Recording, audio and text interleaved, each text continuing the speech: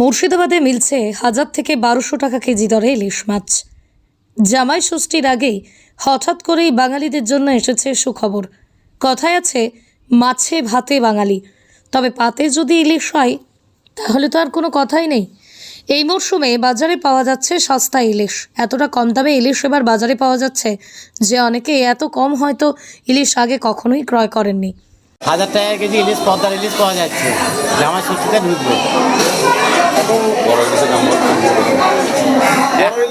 এক কেজি 1200 ইলিশ 1500 টাকা। 1 কেজি 1200 ইলিশ 1500 টাকা। 600-700 ইলিশ 1000 টাকা। 800-900 1200 টাকা।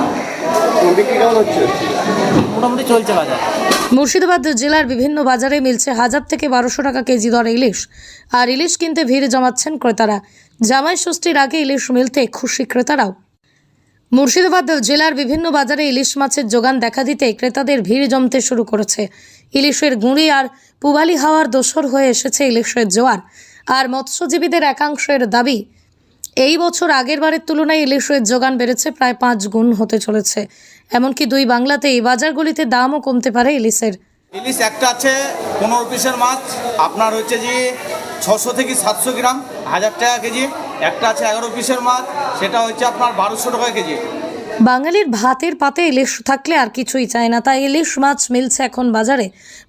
1 কিলো থেকে 1.5 কিলো পর্যন্ত ইলিশ মাছ 1000 থেকে 1200 টাকা কেজি দরে বিক্রি হচ্ছে। 700 থেকে 800 গ্রাম ওজনের ইলিশ 1200 থেকে 1400 টাকা। 300 থেকে 600 গ্রাম ওজনের ইলিশ 600 থেকে 700 টাকা কেজি দরে বিক্রি হচ্ছে। বর্তমানে মুর্শিদাবাদে বাংলাদেশের ইলিশ না আসায় কিছুটা বাজার মন্দা হলেও বাংলাদেশের রূপলি শস্য এলে বাজারে আরও চাহিদা বাড়বে, ইলিশ বিক্রি হবে বলেই মনে করছেন বিক্রেতারা। ক্রেতারা জানাচ্ছেন তাদের প্রিয় মাছ এখন বাজারে ব্যাপক হারে পাওয়া যাচ্ছে, তাই প্রায়ই তাদের মেনুতে এখন ইলিশ।